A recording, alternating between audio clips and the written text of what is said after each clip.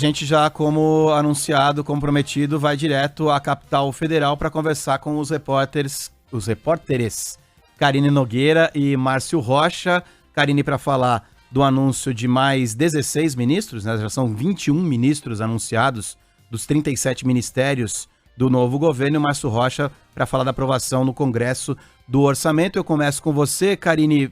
Hoje foram anunciados mais 16, são 21, faltam 16 ainda. Boa tarde mais uma vez para você. Boa tarde, exatamente. Hoje foram anunciados esses 16 novos nomes que vão compor o futuro governo do presidente eleito Luiz Inácio Lula da Silva. Entre os nomes anunciados estão Alexandre Padilha para o Ministério das Relações Institucionais, Camilo Santana para o Ministério da Educação e, confirmando as expectativas, Wellington Dias para o Ministério do Desenvolvimento Social. Além disso, as primeiras mulheres do governo Lula também foram anunciadas. São elas: Nízia Trindade, do Ministério da Saúde, sendo a primeira mulher a chefiar a pasta, Esther Beck como ministra da Gestão, Luciana Santos no Ministério da Ciência e Tecnologia, Cida Gonçalves no Ministério da Mulher, Margarete Menezes na Cultura e Aniele Franco no Ministério da Igualdade Racial. No encerramento do pronunciamento, Lula disse que, apesar do aumento no número de ministérios, isso não vai significar um aumento dos gastos e que os ministros vão ter que apertar o cinto aí para evitar exceder qualquer tipo de gasto, apesar desse aumento no número dos ministérios. Lula também encerrou dizendo que até terça-feira, ele vai anunciar os outros 16 ministros que vão compor o futuro governo dele no ano que vem. Karine, só para a gente situar aqui o nosso ouvinte, para quem acompanha a nossa live, a Karine está de um lado, o Márcio Rocha do outro. Você exatamente fala de frente de onde em Brasília, Karine? Eu estou aqui no Centro Cultural Banco do Brasil, CCBB. Estou aqui na região aqui que tem uma espécie de vão e a gente fica aqui esperando qualquer tipo de pronunciamento. Vez ou outra, algumas pessoas do governo passam por aqui e a gente acaba ficando por aqui para ter mais acesso aos bastidores, o que está sendo falado aqui nesse lugar que foi o centro do gabinete da transição, né? Foi onde todo esse processo ocorreu durante esses meses agora do final de 2022.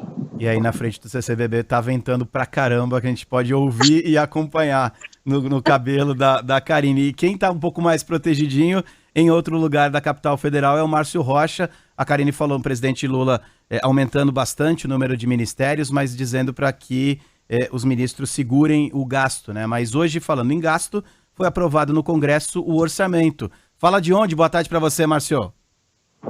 Oi, pessoal, boa tarde para vocês, boa tarde a todo mundo que nos acompanha. Eu falo de dentro do Congresso Nacional, mais precisamente no Salão Azul, né, que fica do lado do plenário do Senado Federal. Mas a votação do orçamento foi feita lá no plenário da Câmara, inclusive um plenário maior, né, que cabe tanto os senadores quanto os deputados. E a gente teve agora, né, a votação do orçamento de 2023, o texto foi aprovado e agora vai para a sanção do presidente Jair Bolsonaro, para definir aí qual o destino das verbas que serão usadas no ano que vem. Ao todo, são mais de 2 trilhões de reais que estão previstos em despesas primárias, ou seja, despesas que a União é obrigada a pagar, independente, né, da situação que está prevista no orçamento da União. Lembrando também, entre os pontos, a proposta do orçamento traz para a gente também aqueles R$600 mensais do Bolsa Família que estavam previstos na PEC do Bolsa Família, né, a PEC da transição, que foi aprovada inclusive aqui no Congresso Nacional ontem à noite, né, já foi promulgada também ontem à noite pelos parlamentares. Além desses R$600, também está previsto na lei do orçamento os R$150 para as famílias que têm aí crianças de até 6 anos de idade. O texto também prevê um valor do salário mínimo maior do que foi previsto pelo governo atual do presidente Jair Bolsonaro, R$1.320 para o salário mínimo, sendo que o governo atual preveu o salário mínimo de R$1.302. Também lembrando que tanto a Comissão Mista de Orçamento quanto também o plenário do Congresso confirmou aquele acordo que foi anunciado durante toda a semana sobre o destino das emendas de relator, como ficou chamado, né, o nome oficial do chamado orçamento secreto. No orçamento que foi enviado pelo governo atual, estava previsto aí 19 bilhões e 400 milhões de reais, e aí ficou confirmado que metade desse valor vai para as emendas individuais dos parlamentares aqui no Congresso, e a outra metade para as emendas que tem como responsável, né, o governo federal, para decidir qual vai ser o destino dessas emendas. Aí a gente tem também a questão de rombo, né, porque com a PEC do Bolsa Família, a previsão do governo atual era que o rombo no orçamento seria de cerca de 63 bilhões de reais, mas como o governo eleito conseguiu a aprovação dessa PEC, que abriu um espaço fiscal aí de 145 bilhões de reais, esse rombo, segundo o orçamento aqui, passou para 231 bilhões e meio de reais. Mas o relator do orçamento, o senador Marcelo Castro, durante o pronunciamento aqui no plenário, ele falou que sem a PEC o país não funcionaria, já que o texto apresentado pelo atual governo não tinha recursos suficientes para serem executados. E, além disso, criticou o atual regime fiscal do governo, que é o chamado teto de gastos, que, segundo ele, impede os investimentos da União. Lembrando também que o orçamento foi aprovado praticamente por todos os parlamentares, né, todos os partidos apoiaram o orçamento, menos o Partido Novo, que afirmou, né, o líder Marcel Van Hatten, criticou essa aprovação tanto da PEC do Bolsa Família quanto também do orçamento, porque, segundo ele, existem muitas emendas que servem apenas para a satisfação pessoal dos próprios políticos. Então, com a aprovação do orçamento, a gente chega no fim do ano legislativo, os parlamentares entram de recesso,